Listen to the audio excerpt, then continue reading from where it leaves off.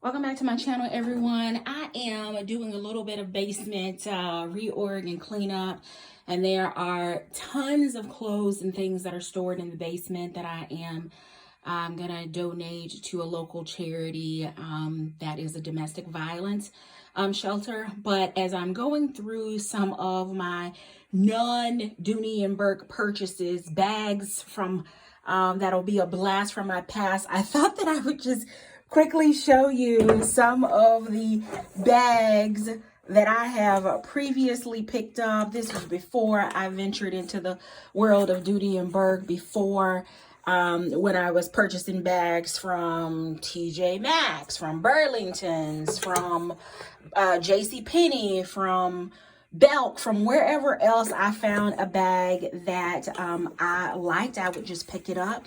And this is one of the hobo bags. And look at this, to show you that even back in the day, I needed tons of card slots. So it's fun for me to go through these to realize that my bag preferences have not really changed over the years. My bag style has been pretty consistent. It's just the quality of the bag that has really changed. So this actually has a detachable strap. It had, a detachable accessory in the inside, so it could serve as a grab and go piece even then. Bright lining so that I was able to see the interior of the bag. It also has an adjustable strap. So of course, these are all of the things that naturally make Dooney and Burke a great fit for me. Let me see if I can, there's actually a zipper pocket in there. You see that? So zipper pocket on one side and then organization on the other. There are a couple of metallic like bags. This one, oh my goodness, this bag, and it's not showing up true to color, but it's kind of a cream or bone with a metallic gold. Do you see that mermaid shift? I loved this bag. Look at there, outside pockets. It's not a thing that I've picked up just because of Dooney or cell phones. I've always enjoyed an outside pocket.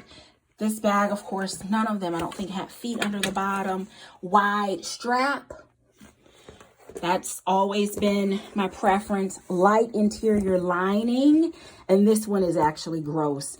But it's got two slip pockets here on that wall. And then look on the other side. There's a zipper pocket. Almost a typical Dooney setup. And not only does it have those not so flirty anymore tassels all over the bag, but it also has the outside zipper pockets that kind of give that Cooper or Mary Dooney and Burke vibe. So nothing new. It's just a different brand. This one is more of a silver pewter-ish style.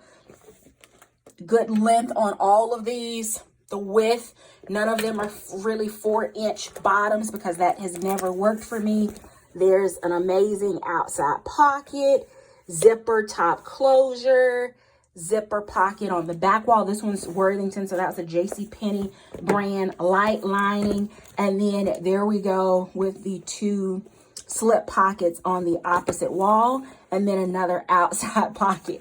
It's like I was destined to find Dooney and Burke, and I'm doing this one-handed, which I have not done in a very long time, so I don't know if I can really get you to see that. But good wide shoulder straps, and honestly, when I made the transition, this is the reason that I did. I cannot stand loose threads, and I will ditch a bag really quick if I find that. Otherwise, the hardware is good. I think this bag may have cost me like 30 or 40 bucks from JC Penney. It is way old, and the inside is still in decent condition. So I'm gonna cut those threads and see if someone at the shelter would be interested in that one. Then there is the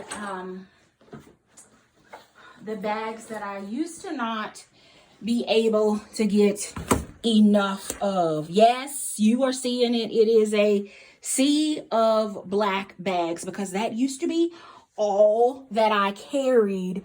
Before, if it wasn't a metallic, it was a black. And this one is boxy styled like Janine, but much, much smaller. It had feet under the bottom.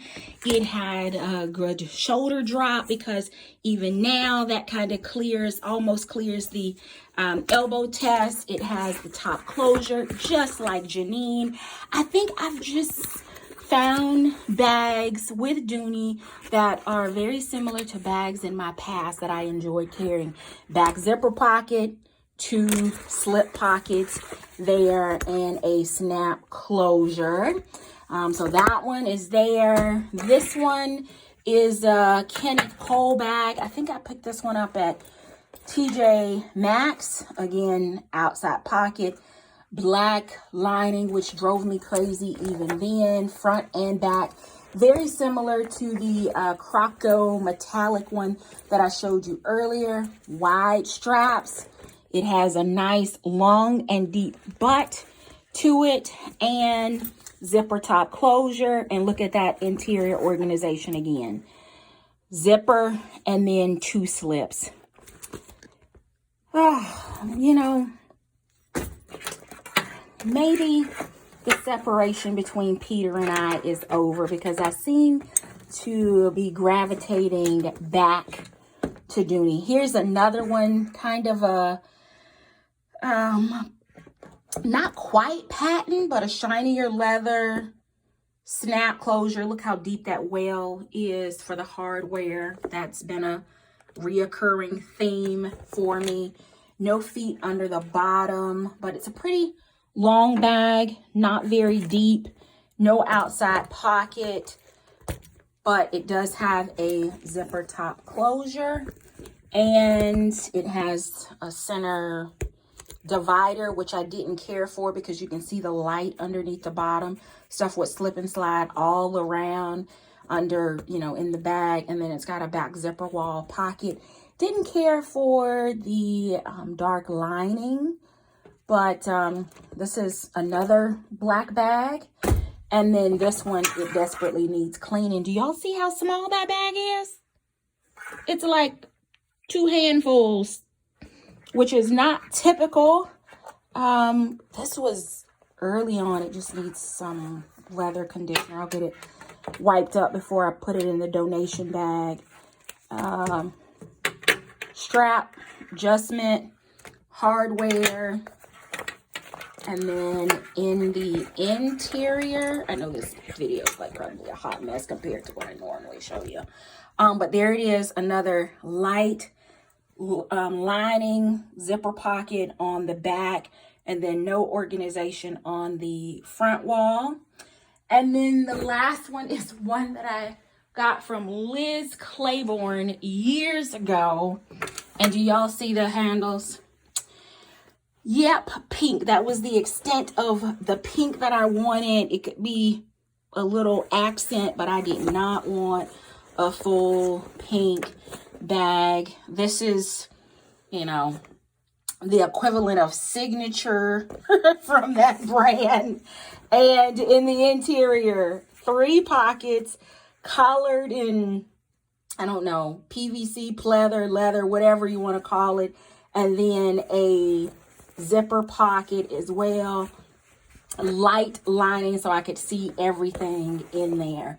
So those are all gonna get cleaned up, wiped down, and thrown in the donation bag because there will be likely someone else that could benefit from them. If not, I'll leave it up to the domestic violence shelter to discard of them.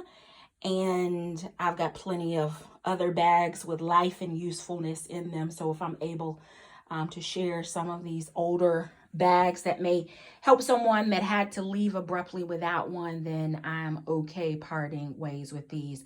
I also thought that it was a lot of fun to share with you little bit of my handbag journey and how some of the things that I am absolutely crazy about today did not come as discoveries through Dooney and Burke, but as I look back at my collection and bags that I've carried in the past, they were the same even back then.